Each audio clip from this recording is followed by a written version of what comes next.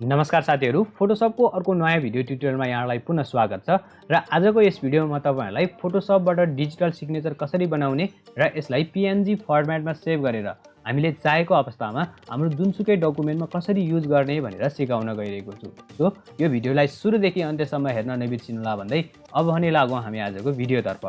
सबैभन्दा पहिले त म यहाँनिर एउटा सिग्नेचर लिएर आउँछु। जस्तै मैले यहाँनिर डेस्कटपमा यो सिग्नेचर A4 साइजको पेपरमा एउटा सिग्नेचर गरेर राखेको छु र त्यो सिग्नेचरलाई चाहिँ मैले यहाँनिर ड्र्याग गरेर फोटोशपमा लिएर आउँछु। तपाई यहाँ देख्न सक्नुहुन्छ यहाँनिर मेरो यो फोटोशपमा यो सिग्नेचर आइसकेको छ। अब यो सिग्नेचर आइसकेपछि अब यो सिग्नेचरलाई चाहिँ हामीलाई यत्रो धेरै ठुलो त चाहिँदैन सिग्नेचर। त्यो भएको कारणले यो डकुमेन्टलाई हामी क्रप गर्छौं। क्रप गर्नको लागि तपाईले आफ्नो किबोर्डमा सीट टाइप गर्न सक्नुहुन्छ अथवा यहाँनिर तपाईले यो टुल बारमा आएर यहाँनिर क्रप टुल कहाँ रहेको छ त्यो खोज्न सक्नुहुन्छ। जस्तै मैले यहाँनिर मेरोमा यहाँनिर छ यो क्रप टुल, यसमा मैले क्लिक गरिदिन्छु र क्रप टुलमा क्लिक गरेपछि यसलाई मैले यहाँनिर यसरी क्रप गरिदिन्छु। यसरी ड्र्याग गरेर क्रप गरिदिए जति पार्ट मलाई चाहिएको छ त्यति पार्ट मात्रै म यहाँनिर क्रप गरेर यहाँनिर इन्टर गरिदिन्छु। तपाई यहाँ देख्न सक्नुहुन्छ यहाँनिर मैले क्रप टुलले मलाई जति पार्टहरु चाहिएको छ त्यो चाहिँ यहाँनिर मैले क्रप गरिसकेको छु। अब यति गरिसकेपछि अब यसको चाहिँ जुन हाम्रो लेभल छ त्यसलाई म मिलाउने छु। त्यसको लागि सबैभन्दा पहिले म यहाँनिर यो जुन लेयर छ लेयरलाई अनलक गरिदिन्छु र अनलक गरिसकेपछि म यहाँनिर किबोर्डमा कन्ट्रोल र एल प्रेस गरिदिन्छु। कन्ट्रोल र एल प्रेस गरेपछि तपाईले यहाँ देख्न सक्नुहुन्छ यहाँनिर हाम्रो पपअप खुलिसकेको छ यहाँ लेभलको। त्यसपछि आएर यसको लागि म यहाँनिर लेभल मिलाउनको लागि सुरुमा म यसको ब्ल्याक कलर छ यो ब्ल्याकलाई बढाइदिन्छु। जस्तै यहाँनिर यसरी यसलाई मैले ब्ल्याक बढाइदिन्छु र त्यसपछि आएर यसको व्हाइट छ व्हाइट पार्टलाई पनि मैले यसरी बढाइदिन्छु।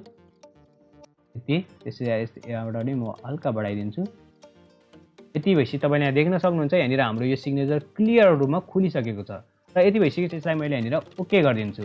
ओके गरिसकेपछि तपाईले यहाँ देख्न सक्नुहुन्छ यहाँनिर हाम्रो पछाडिको जुन ब्याकग्राउन्डमा चाहिँ सिग्नेचरको ब्याकग्राउन्डमा चाहिँ यहाँनिर जुन व्हाइट छ व्हाइट कलर अथवा व्हाइट ब्याकग्राउन्ड अब यसलाई हामीले रिमुभ गर्नुपर्ने हुन्छ र फोटोशपमा यसलाई रिमुभ गर्नको लागि धेरै सजिलो रहेको छ। त्यसको लागि म यहाँनिर म्याजिक स्वान टुलमा जान्छु। जस्तै तपाईले किबोर्डमा W प्रेस गर्नुभयो भने नि यो आउँछ। तपाईले यहाँ देख्न सक्नुहुन्छ यहाँनिर मेरो म्याजिक स्वान टुल रहेको छ। त्यसैले आएर मैले यहाँनिर यसमा रहेको अब्जेक्ट सिलेक्सन क्विक सिलेक्सन मात्रै यहाँनिरको म्याजिक स्वान टुलमा सिलेक्ट गर्छु र त्यसपछि आएर म यहाँनिर यो हाम्रो जुन व्हाइट कलर छ यसमा क्लिक गर्छु। व्हाइट कलरमा क्लिक गरेपछि तपाईले यहाँ देख्न सक्नुहुन्छ यहाँनिर मेरो व्हाइट पार्ट जति जुन व्हाइट कलरहरु रहेको छ यो भित्रको सबै सिलेक्सन भइसकेको छ। अब यति भइसकेपछि यसलाई म यहाँनिर डिलिट प्रेस गरिदिन्छु।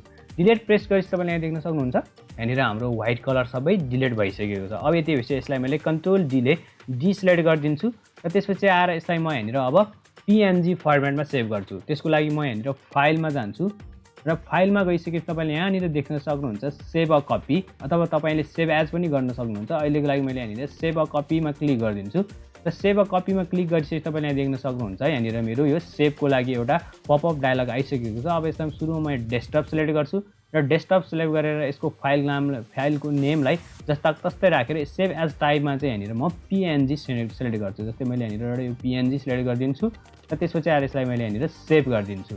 त्यसपछि आएर यहाँनिर म ओके गरिदिन्छु। यति गरिसकेपछि तपाईले यहाँ देख्न सक्नुहुन्छ यहाँनिर हाम्रो यो डेस्कटपमा आएर यहाँनिर तपाईले देख्न सक्नुहुन्छ यो चाहिँ हाम्रो पीएनजी फाइलमा सेभ भइसकेको छ। ब्ल्याक कलरमा यो सेभ भइसकेको छ। अब फेरि म यहाँनिर फोटोशपमा आउँछु र फोटोशपमा आइसकेपछि अब यसलाई तपाईले रेड कलरमा पनि कन्भर्ट गर्न सक्नुहुन्छ। त्यसको लागि म यहाँनिर यसको लेयरमा आउँछु र लेयरमा आइसकेपछि यहाँनिर ब्लेन्डिङ अप्सनमा यहाँ क्लिक गर्छु र त्यसपछि आएर म यहाँनिर कलर ओभरलेमा आउँछु।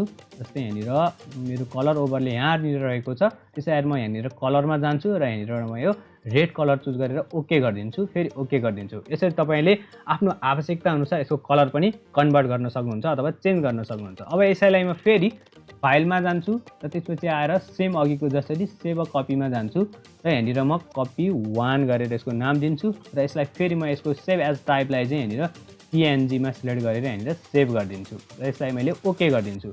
यसरी तपाईले आफ्नो आवश्यकता अनुसार यसको कलर पनि चेन्ज गरेर सेभ गर्न सक्नुहुन्छ। अब यति गरिसकेपछि म तपाईलाई फोटोशपमा एउटा डकुमेन्ट खोलेर देखाउँछु।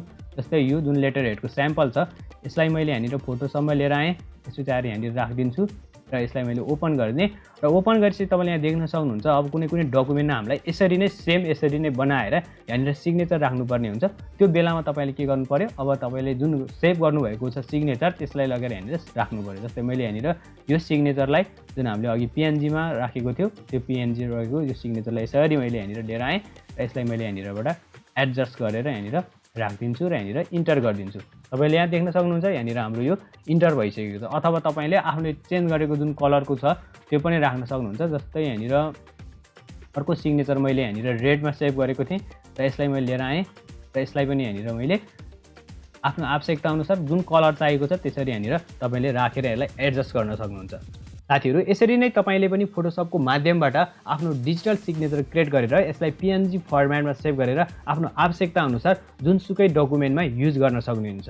साथीहरू तपाईँलाई आजको यो भिडियो कस्तो लाग्यो प्लिज कमेन्ट गर्न नबिर्सिनुहोला र भिडियोलाई मन परेमा लाइक शेयर र यदि मेरो च्यानललाई सब्स्क्राइब गर्नुभएको छैन भने सब्स्क्राइब गर्न नबिर्सिनुहोला भन्दै आजको लागि भने भिडियो यति नै। अर्को नयाँ भिडियोमा हामी फेरि भेटौँला।